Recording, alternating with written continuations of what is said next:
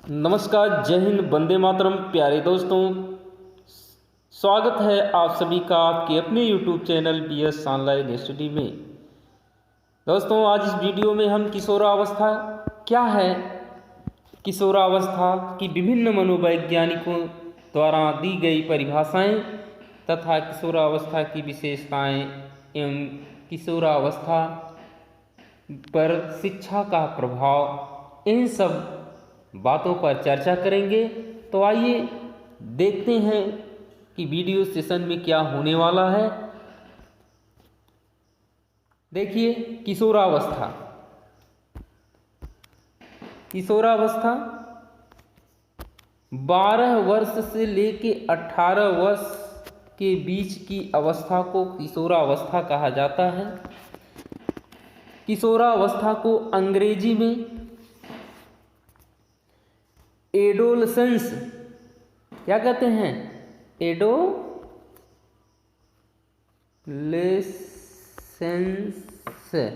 Adolescence कहा जाता है। एडोलसेंस लैटिन भाषा के एडोलिसियर, किससे? लैटिन भाषा के एडोलिसियर शब्द से बना है, जिसका अर्थ है परिपक्वता की ओर बढ़ाना। किशोरावस्था को बाल्यावस्था, प्रौढ़ावस्था के बीच की संधिकाल कहा जाता है। अर्थात यह जो किशोरावस्था है, यह बाल्यावस्था और प्रौढ़ावस्था, बाल्यावस्था कहे तो कब से कब? 6 वर्ष से लेकर 12 वर्ष के बीच की अवस्था को बाल्यावस्था, अब प्रौढ़ावस्था 18 वर्ष के बाद की अवस्था को, इन दोनों अवस्थाओं, इस बाल्य और प्रौढ़ा के बीच की जो अवस्था है वही अवस्था किशोरावस्था, अर्थात 12 से 18 वर्ष। कब से? 12 से 18 वर्ष।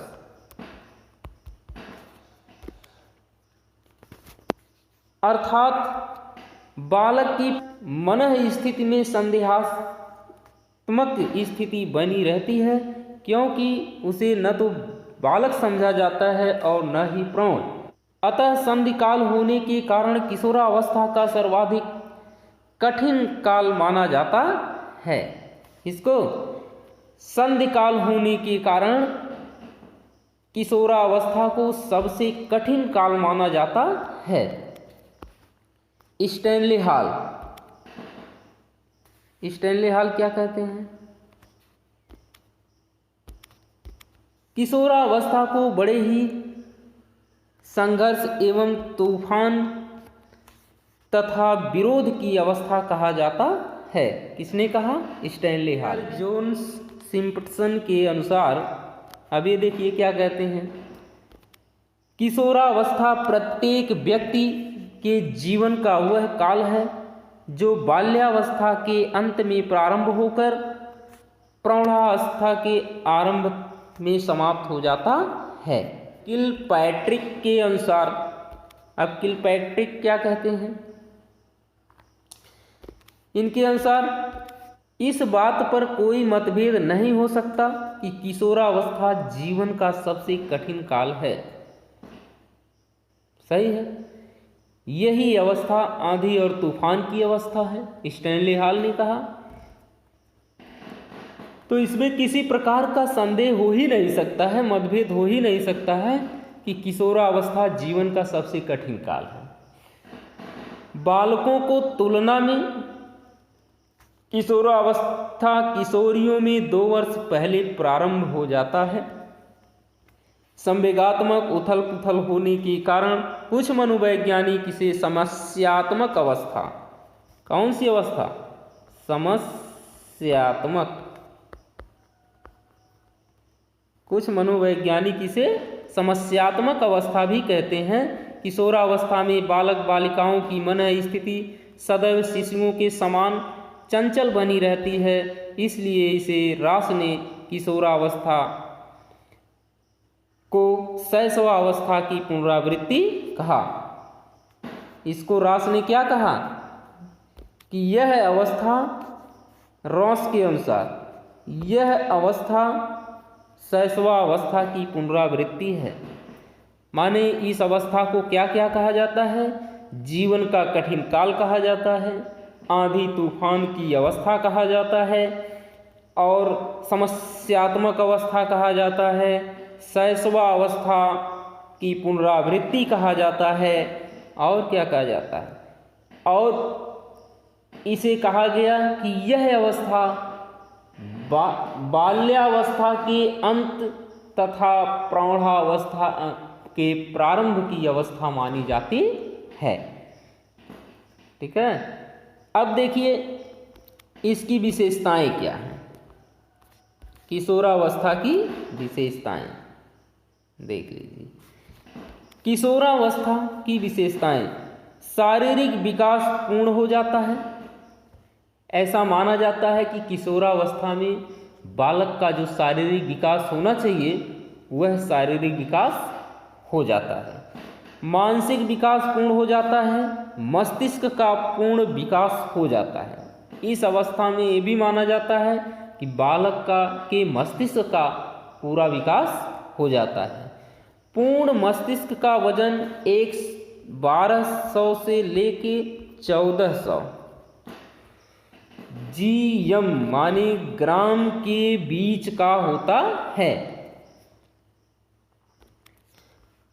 स्थिरता और समायोजन का अभाव: इस अवस्था में व्यक्ति बालक अपने आप को स्थिर नहीं कर पाता और एक दूसरे के बीच से जो समायोजन की भावना है वह समायोजन भी करने में उसे कठिनाई होती है। फिर देखिए घनिष्ठ मित्रता, परिवर्तन एवं अस्थायित्व। अच्छा, इस अवस्था में बालक की जो रुचियां होती हैं वह रुचियों में परिवर्तन और अस्थायित्व आ जाता है। काम शक्ति की परिपक्वता या क्रियाशीलता, स्वतंत्रता व विद्रोह की भावना, ईश्वर तथा धर्म में विश्वास, वीर पूजा की भावना, अभिमान की भावना, और उन्हें बालक में अब स्वाभिमान की भावना हो जाती है कि मुझे क्या करना चाहिए, मेरे लिए क्या हितकर है, क्या अहितकर है। अब ये सोचने की क्षमता बालक में हो जाती है। व्यवसाय की चिंता, अपराध प्रवृत्ति का विकास। इस अवस्था में बालक के अपराधी होने की प्रबल संभावना रहती है। कल्पना का बाहुल्य, अब किशोरावस्था में बालक नाना प्रकार की कल्पनाएं करता है। दिवा स्वप्न की स्थिति, दिवा स्वप्न देखता है। समाज सेवा की भावना, जीवन दर्शन का निर्माण, प्रतिष्ठा एवं पद की आवश्यकता, व्यवहार में विभिन्नता, संवेगात्मक विकास तीव्र। अब देखिए किशोरावस्था में किशोर एवं किशोरियों में पूर्ण मानसिक विकास होने के साथ साथ सोचने समझने एवं चिंतन, तर्क करने, निर्णय कर लेने तथा समस्याओं को हल करने की क्षमता का विकास होता है। वैलेंटाइन के अनुसार किशोरावस्था में किशोर और किशोरियों में समानता व विभिन्नता दोनों पाई जाती है। जैसे पत्र पत्रिकाएं, कहानियाँ, उपन्यास, नाटक पढ़ना, सिनेमा देखना, रेडियो सुनना, शरीर को सौंदर्यपन बनाना, विषमलिंगी आकर्षण इत्यादि। माने वैलेंटाइन कहते हैं कि किशोरावस्था में किशोर और किशोरियों में समानता व भिन्नता दोनों पाई जाती है। ठीक है, तो समानता व भिन्नता का मतलब क्या है? जैसे कहा गया कि पत्र पत्रिकाएं पढ़ना, कहानियाँ, उपन्यास, सिनेमा देखना, रेडियो सुनना, शरीर को सौंदर्यपन बनाना, विषमलिंगी माने इस बालक का बालिका के प्रति आकर्षण, बालिका का बालक के प्रति आकर्षण की भावना विकसित होती है। मानसिक स्वतंत्रता की भावना का विकास हो जाता है। वह सहज रूप से परंपराओं, रीति रिवाजों, नैतिक मूल्यों को स्वीकार नहीं करते, बिना तर्क किए किसी बात को स्वीकार नहीं करते हैं। स्टैनले हॉल कहाँ के रहने वाले थे? तो स्टैनले हॉल, देखिए स्टैनले हॉल एक मनोवैज्ञानिक हैं जो अमेरिका के निवासी थे। जरसील्ड के शब्दों में जरसील्ड महोदय क्या कहते हैं? किशोरावस्था वह समय है जिसमें विचारशील व्यक्ति बाल्यावस्था से परिपक्वता की ओर संक्रमण करता है। अब देखिए किशोरावस्था में शिक्षा का स्वरूप क्या है। किशोरावस्था में शिक्षा के संबंध में हैडो रिपोर्ट में लिखा गया है 11 या 12 वर्ष की आयु में बालक की नसों में ज्वार उठना शुरू हो जाता है। इसको किशोरावस्था के नाम से पुकारा जाता है। माने हैडो रिपोर्ट में कहा गया किशोरावस्था में शिक्षा के संबंध में कि 11 या 12 वर्ष की जब आयु का बालक होता है तो इस आयु के बालक की नसों में ज्वार उठना शुरू हो जाता है और इसको किशोरावस्था के नाम से ही पुकारा जाता है। यदि इस ज्वार का बाद के समय ही उपयोग कर लिया जाए एवं इसकी शक्ति तथा धारा के साथ साथ नई यात्रा प्रारंभ कर दी जाए तो सफलता प्राप्ति की जा सकती है। उपर्युक्त शब्दों से यह स्पष्ट है कि किशोरावस्था आरंभ होने के समय से ही शिक्षा को एक निश्चित स्वरूप प्रदान किया जाना अनिवार्य है। इस प्रकार किशोरावस्था में शिक्षा का स्वरूप निम्नलिखित होना चाहिए। देखिए शारीरिक विकास के लिए शिक्षा। किशोरावस्था में शरीर में अनेक क्रांतिकारी परिवर्तन होते हैं जिनको उचित शिक्षा प्रदान करके शरीर को स्वतंत्र सुडौल बनाने का उत्तरदायित्व विद्यालय पर है। शारीरिक एवं स्वास्थ्य शिक्षा। शारीरिक व्यायाम, सभी प्रकार के खेलकूद आदि महत्वपूर्ण हैं। मानसिक विकास के लिए शिक्षा। किशोरावस्था में मानसिक शक्तियों के सर्वोत्तम एवं अधिकतम विकास हेतु शिक्षा का स्वरूप उसकी बालक की रुचियों, रुझानों और योग्यताओं के आधार पर होना चाहिए। ऐतिहासिक श्रवण, पर्यटन, वाद विवाद, कविता लेखन, पाठक्रम, सहगामी क्रियाएं इत्यादि महत्वपूर्ण हैं। संवेगात्मक विकास के लिए शिक्षा। किशोरावस्था की अनेक प्रकार के संवेगों से संघर्ष करता रहता है, कुछ उत्तम कुछ निकृष्ट होते हैं। अतः शिक्षा में इस प्रकार के विषयों और पाठ्य सहगामी क्रियाओं का स्थान देना चाहिए जो निकृष्ट संवेगों का दमन कर या मार्गांतीकरण और उत्तर संवेगों का विकास करे। कला, विज्ञान, साहित्य, संगीत, सांस्कृतिक कार्यक्रम इत्यादि ये क्या हैं? संवेग हैं शिक्षा के लिए। सामाजिक विकास के लिए शिक्षा। सामूहिक खेल, स्काउटिंग इत्यादि। व्यक्तिगत विभिन्नताओं के लिए शिक्षा, जैसे रुचियों और योग्यताओं के पूर्ण विकास के लिए शैक्षिक कार्यक्रम।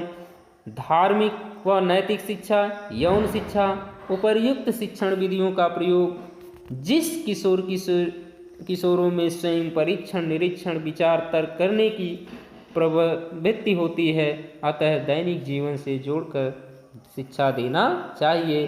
तो दोस्तों इस प्रकार से तो अब देखिए किशोरावस्था को प्रभावित करने वाले कारक कौन कौन से हैं। तो किशोरावस्था को प्रभावित करने वाले कारक।